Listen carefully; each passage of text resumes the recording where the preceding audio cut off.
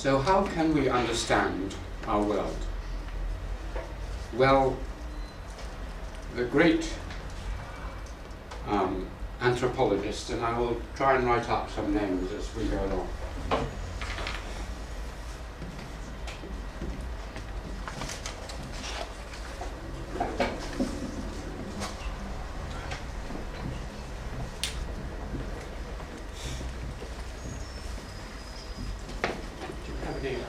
Better one. They're all a bit faint. I tried that one. So, Tocqueville, if you can more or less read his name, Alexis de Tocqueville, who was a great comparative thinker. He said that there are three ways in which you can understand our world. One is through comparing. You in China will never understand China unless you look also at other civilizations and countries. No one can understand their own culture without comparing it to another culture. So we need comparison. Secondly, he realized that we cannot understand our present without understanding our past. That history has to be combined with the study of present society. He had an idea that in order to understand a civilization, you have to go to what he called the point of origin, how it started. So to study and understand China now, you have to go back to the age of Confucius. To study England, you have to go back 1,000 years, and so on. So that was his second theory. Thirdly, he said that it was essential to study the whole of a civilization. You will never understand China if you just go to one village, which is what some Chinese anthropologists and sociologists do. You cannot understand China from the parts. You cannot understand China by coming to Chengdu or to talking to one person. You have to study all parts. This is called the holistic, H-O-L-I-S-T-I-C, holistic method.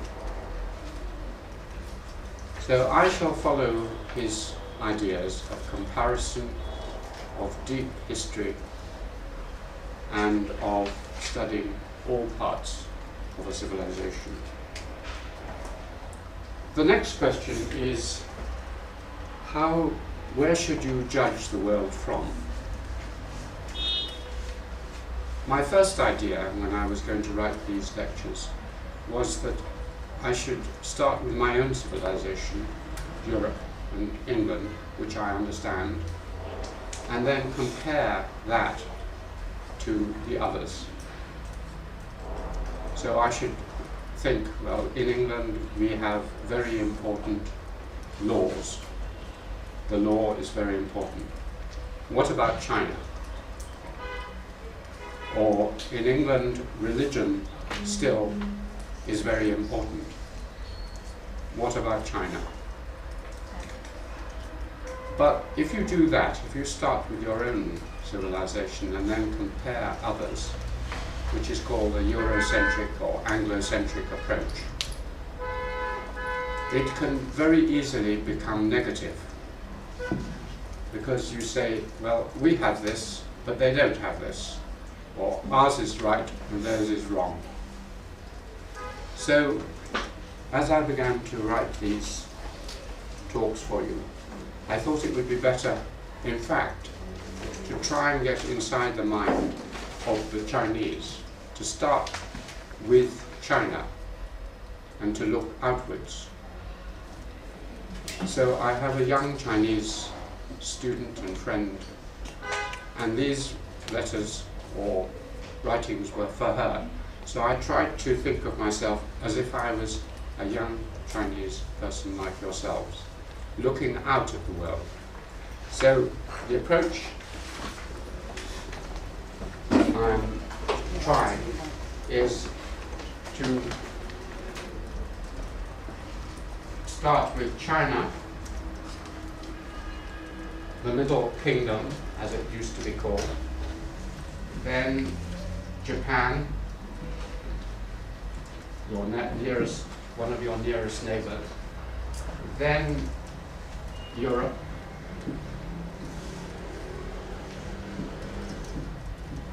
and then UK, America. So working outwards from what you know to what you know less about. So this is a Sino-centric approach.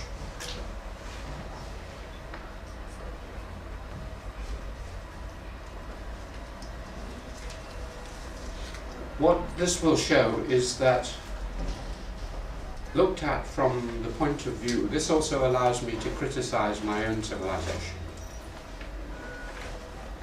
For example, if I am a Chinese looking at the West, I can see how very irrational, crazy,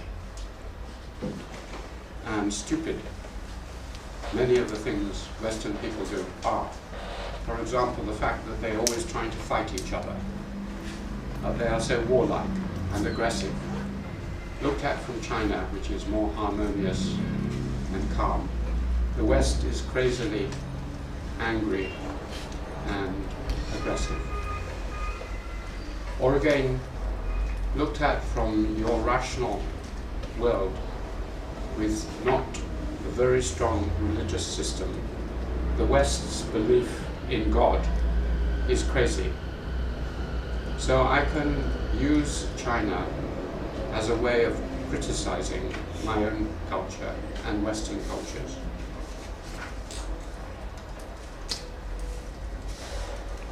And it's important to do this also because China is the center of the world.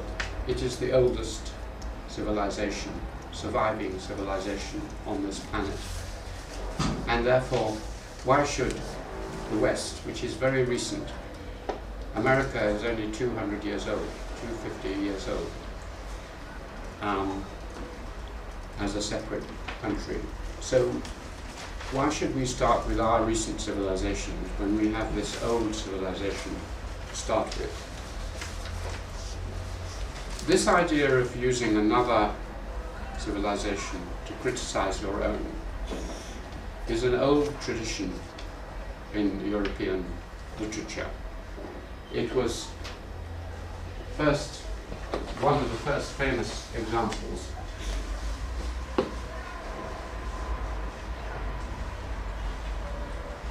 These are key people I'm going to be talking about, so I'm writing their names up. Tocqueville and Montesquieu.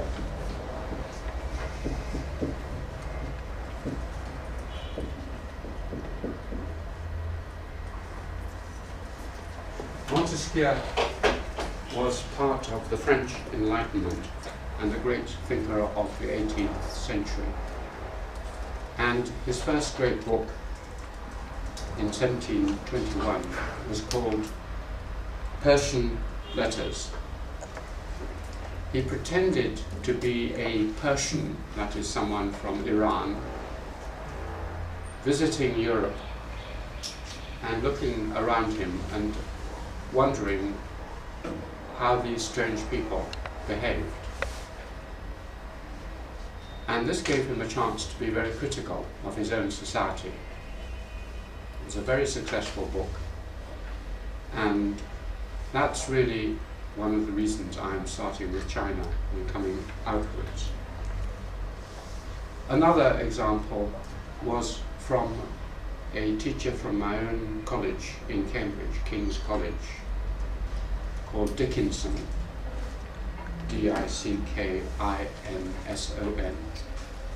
He was also famous for being the friend and patron of Zhu Zhumo, the poet, whose poetry some of you may know, on saying goodbye to Cambridge. He invited Zhu Zhumo to my college.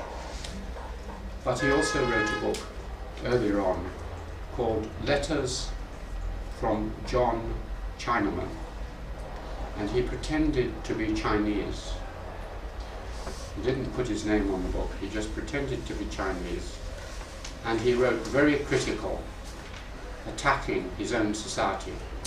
This was the time of the Boxer Rebellion, 1902, and he said the West is awful and behaving very badly to China.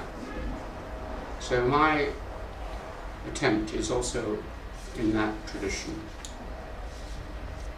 So finally, I'm trying to understand our global world. This is important because all of you now are growing up in a world which is all the time competing and absorbing ideas from different civilizations. Every time you walk out into Chengdu, you are getting ideas from Italy, from Spain, from America, from Japan. When you turn on your mobile phones, you're getting manga and Apple and all sorts of influences from around the world.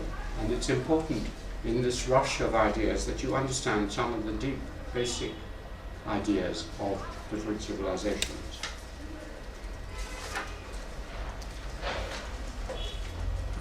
So let us now turn to China.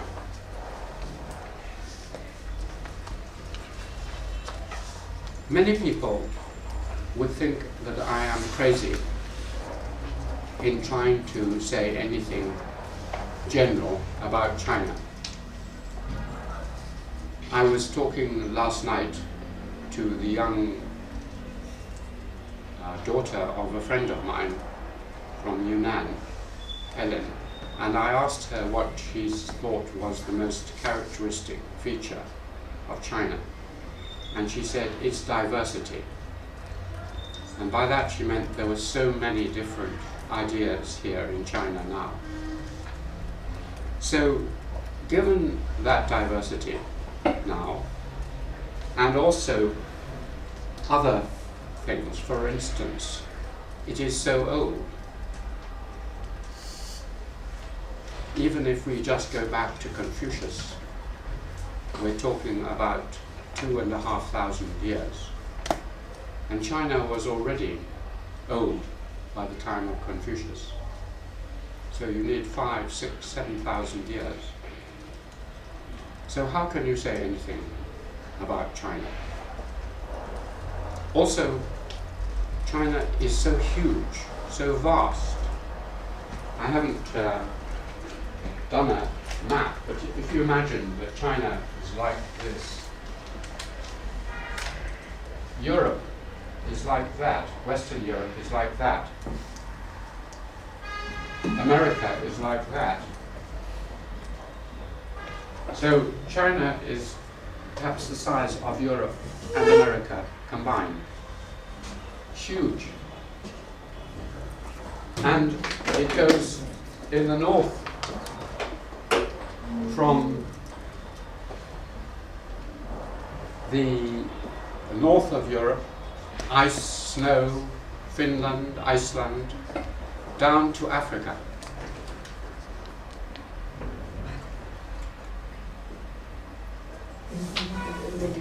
What are you doing? Yourself. Whatever you fiddled with has made it roll. No, not me. It's that thing that you... Leave it off. I don't know. I think it was a hand thing. Okay, that's all right then. So, what holds China together? Being so huge and so old.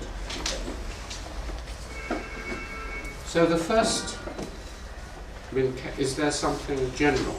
What I'm trying to do is to get to the deep structure, as they say in language, like the grammar of a language, the grammar of a civilization, or if it's a human body, the DNA, the genes, the genetic structure of these civilizations. So what is the, or in mathematics, the lowest common denominator? what is the basic element of China that holds it together.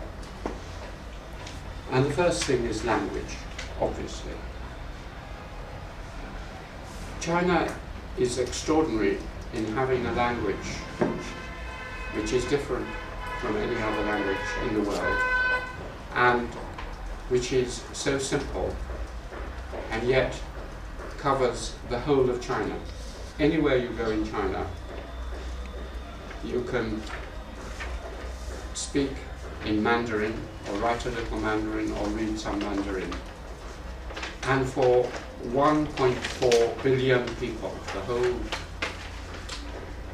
one language, and to read and write one language is unique in history. No other empire has been like that. If you look at the Roman Empire, the British Empire, or any other empire, there has never been a common language which every ordinary person can speak or read. In the West, when we had the Roman Empire, or later for 1,000 years or so, the top people could read Latin and write Latin, but it was only the very, very educated. The ordinary people could not understand it. But in China, for hundreds, thousands of years, people could travel all over China and be understood. So your language is really what holds your civilization together. And it has remained unchanged. You, with a little training, can read Chinese language written 2,000 years ago. You can understand the symbols. There is no way that I could read my own country's language 1,000 years ago in England. It has changed so much. And it's an extraordinary language. The written language of China is unlike any of our Western languages, unlike Indian, anything from India to Europe.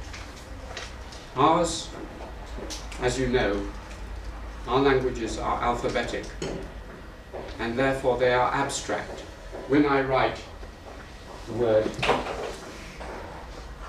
tree, it is purely abstract. It doesn't have any relation to a tree. I read that as a set of symbols which represent a tree. That is an alphabetic, abstract language, and most of the world has that kind of language. You are the one great civilization which has a language which is much, much older. It is a living fossil. It survives from an age before alphabetic languages, and it is extraordinary because I don't know the symbol for a tree, but say it was like this. Now, you could see a tree in that. So when you read Chinese, you not only hear the sound and read that, but you see physically a tree. And this means, for instance, in your writing, you can both be doing a painting and writing at the same time. We have to split. For example, one of our 2 or 3 greatest painters, Leonardo da Vinci, said that you have to choose. If you paint, you cannot speak. Painting is dumb. Or if you speak in poetry, you cannot see. Poetry is blind. We have to choose between the eye and the mouth. In China, you can combine the two. So your painting, your poetry, is both a painting and poetry at the same time. We cannot do that. So you have this extraordinary writing system And because of that, and related to it, is the fact that what holds China together, and I'll be coming back to that later, is something totally unique, which is that your education system, your learning to read and write this fantastic, amazing language, your education into Chinese language, which all Chinese for thousands of years have had to do at a basic level, becomes the thing that holds your society together. You are, as I'll come back, the only civilization in history in which education is the central organizing principle of a civilization. Most societies are held together by politics, by power, or by the family, or in America by the economy, or in many societies like India by religion. You are not held together by religion or your economy, or even mainly by your family, though that is very important. Your social structure is based on education, as you can see here. And that is linked very much to your language. Another feature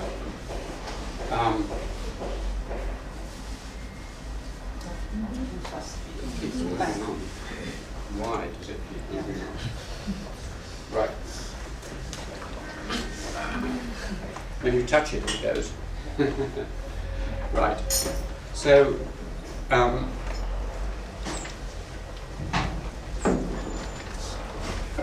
keep one away.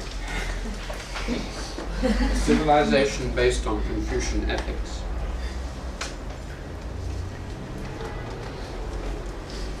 For thousands of years, China was not so different from my end of the world. It was filled with great warring kingdoms who were fighting each other, and was finally unified by the Qin Emperor about 200 before the birth of Christ. And at that time it was not so different from Rome or Greece or the West. Then something extraordinary happened. About 2,000 years ago, one of your emperors abolished or got rid of the feudal system. A feudal system is one where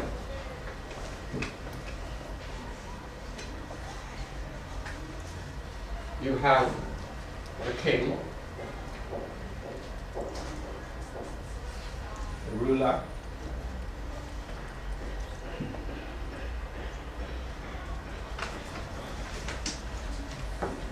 the ruler gives the land to very powerful nobles, military people who fight for him. He gives land to people junior to him, to junior. And the idea is that you get given some property and land, and you in turn give some money, and also you fight for the person above you. This is a feudal system. And that was the system of China until about 2,000 years ago. But this was abolished. And instead, a new system called bureaucratic, that's bureaucracy, that is the government by civil servants, not by military people, but by people who sit in offices, as you see all over China now, pushing paper around. That is a bureaucracy.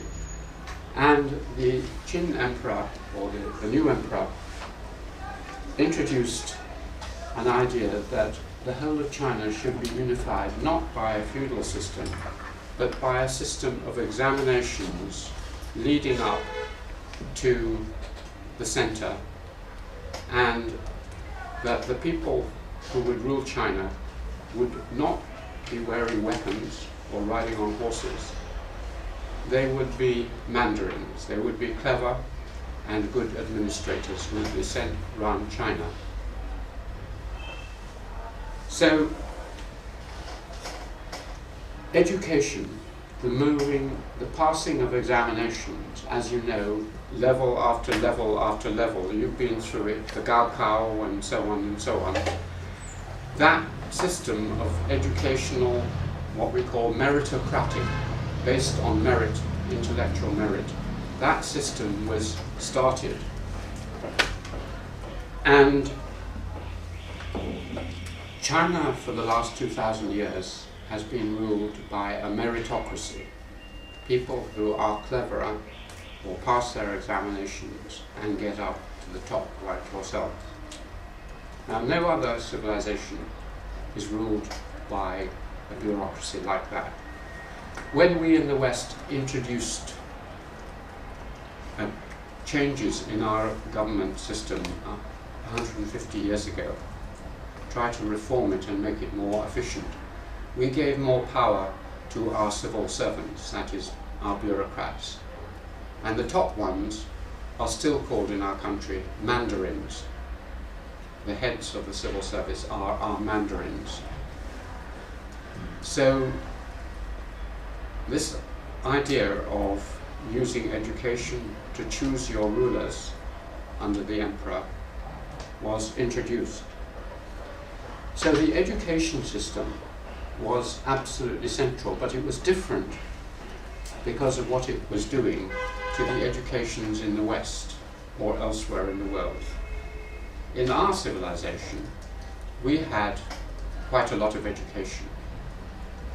But what our education was to teach was not bureaucrats, not people sitting in offices, but rulers, people who could lead armies, who could fight, who could go to sea in boats and ships, or start up big businesses. So the qualities our education is trying to introduce are of leadership, innovation, courage, discipline, different from the virtues of a Mandarin. So our ruling classes in Europe for 1,000 years were taught things like hunting, shooting, fighting, those sorts of qualities. And that went on even to my education. When I went to schools in England, the classes, what we did in our forms, were okay, but they weren't the most important thing. The most important thing was fighting with other little boys, which took two forms. One was organized fighting, laid on by the school in games. So we played these very aggressive games, rugger, where you were an attack, or boxing, or firing arrows, or whatever, and informal fighting among ourselves. So we devised many, many games where we would fight with each other with balls and other things. So what we were being taught was to be rulers of other people through our education. So things like speaking and controlling people through your voice, or through your manner, or through authority was important. China, that is much less important. It's a matter of joining in a team of other bureaucrats, learning the skills of memory, of decision making, of obedience, of loyalty. These are the skills of a Mandarin.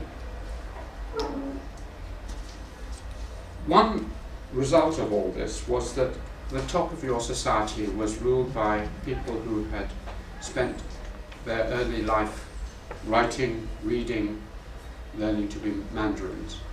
They did not think anything highly at all about people who made money.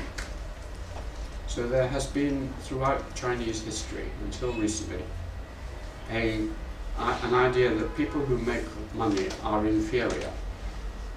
So the development of large businesses and corporations has been repressed in China. You could everyone was very keen to make little bits of money, but the idea that making a lot of money would make you successful and a ruler, which we have in the West. In America now, if you want to be powerful, you make a lot of money. And this was true in our country too.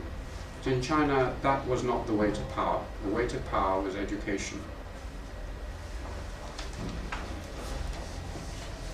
So I think at that point I've been talking for about 25 minutes. So I'm going to stop for 5 or 10 minutes and see, firstly, can you mostly understand what I am saying? Yes. Yes? Okay. And secondly, if you would like to ask me any questions about what I have said, either how do you spell a name, or what did you mean by so-and-so, or some more general questions, please feel free to ask 1 or 2 questions and then we'll go on. Okay? If you don't want to ask any questions, just relax and rest. Okay?